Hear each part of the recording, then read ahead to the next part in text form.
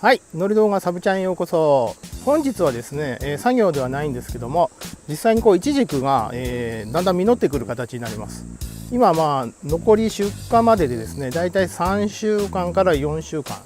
実際に実り出しますと、皆さんのところもそうだと思うんですけども、イチジクに色がついてきますよね。この紫というかこの茶色い色の部分があるんですけども、実際火が当たらないところはどうしてもですね、青いまんまといいます、白いまんまと言いましょうか、綺麗な色がつかない状態、見た目だけになるんですけども、リンゴもそうですよね。どうしても火に当たらない部分は赤くならない。味にはですね、正直言ってですね、青くても赤くても変わらないと私は思ってます。食べた感じではわからないです、正直言って。明らかに見栄えがいいか悪いかっていう部分がありますので、それをどうきれいに色づかせるかというお話をしたいと思います。でこれはうちがやっている方法なので、実際にこれが正しいやり方というふうには思わないでください。ただうちではこういう形でやっていますっていうのを、今日はお話ししたいと思います。Nori Dauga。では簡単に説明していきたいと思います。で実際にですね、こう形でイチジクが今実ってます。でまだ今青い状態で、実るまではまだ 3,4 週間かかる。で実際によく、リンゴ園なんかでよく皆さんもテレビでやるというか、実際にやるのを見たことがあるかと思うんですけども、一つの方法として、お金をかければできるんですけども、このイチジクの下に、反射用のシートを置く。そういうことですね。反射用のシートですね。実際にですね、こちらにもあるんですけども、イチジクの場合この白いシートを引いて、太陽光を反射させて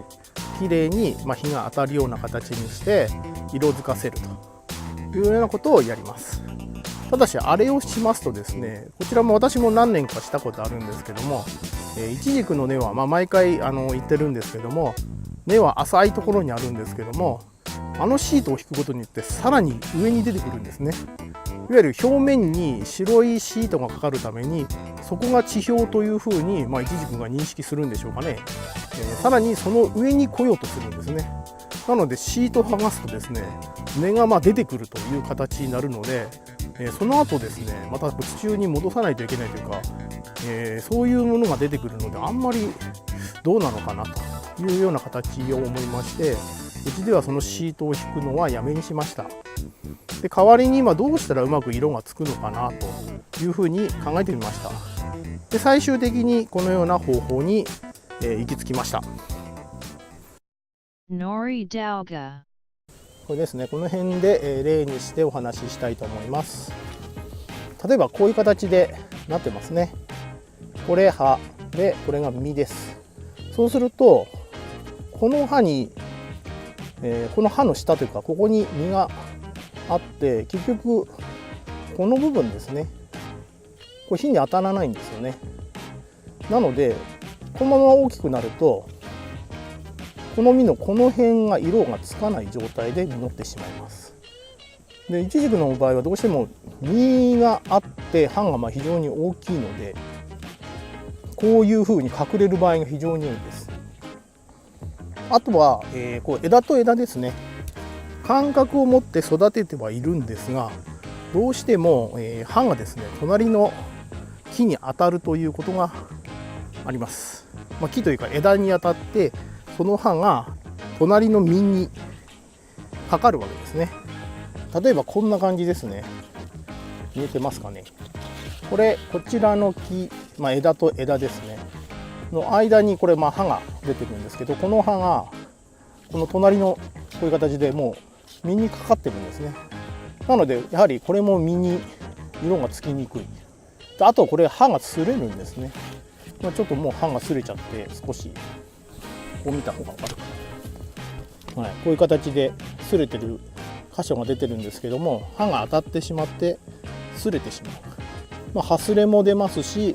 色もつきにくいという形になります。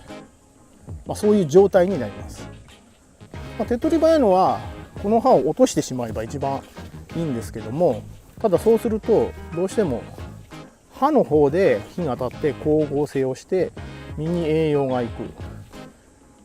実際に葉はいっぱいあるので1個ぐらいなくなっても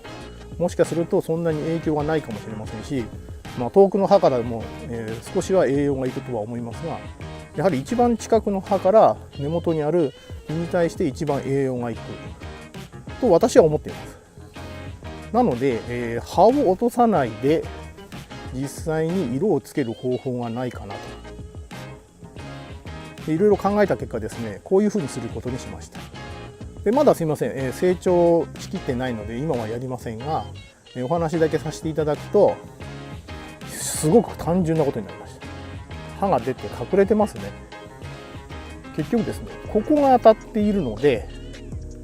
ここの部分だけですね、言ってみればこの箇所ですね、この箇所を当たらなくすればいいので、ここだけちぎる。こういう感じでレリッとここだけちぎる。これも先ほど言ってたここも一緒です。結局刃に当たっているこの部分だけ、この部分だけですね、ここだけちぎる。そうすると刃は全部なくなっていないので、栄養もいきつつ、火に当たらない格好ができるので、栄養を阻害することなく実に色をつけることができる。あとハスレの軽減もできます。そういうふうに考えました。で実際にうちではそういう形で収穫時ですね、収穫していくと、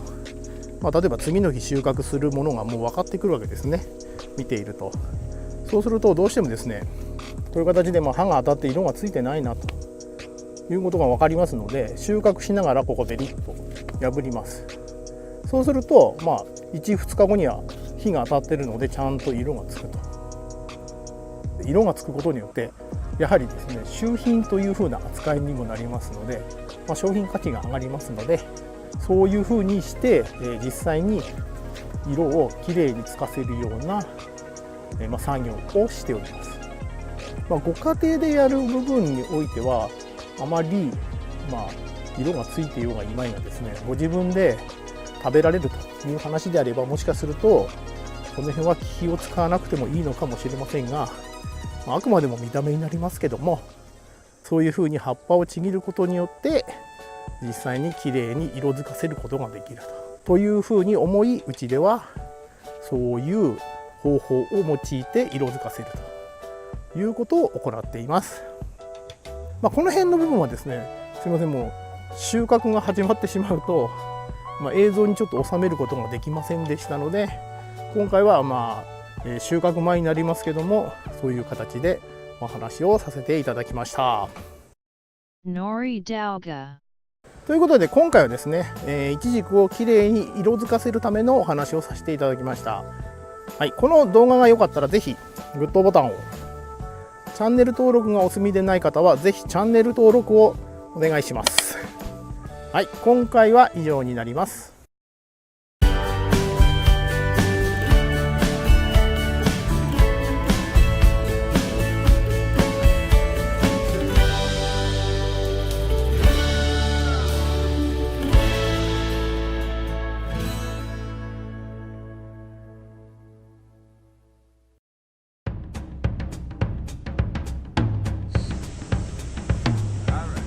に立ってるか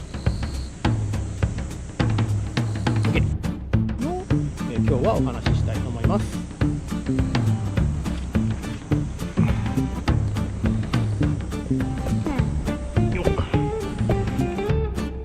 あとはハスレですね。この辺を、少しでも軽減する、ハスレなどですね、擦れる部分の軽減ができると。これですと先ほどの反射シートも入れませんので、いわゆる火をですね、もう抑えられていいのかなという形で、というふうに思い、うちではそういう方法を用いて色づかせるということを行っています。今回はですね、イチジクをきれいに色づかせるためのお話をさせていただきました。はい、この動画が良かったらぜひグッドボタンを、チャンネル登録がお済みでない方はぜひチャンネル登録をお願いします。ぜひチャンネル登録をお願いいたします。はい、今回は以上になります。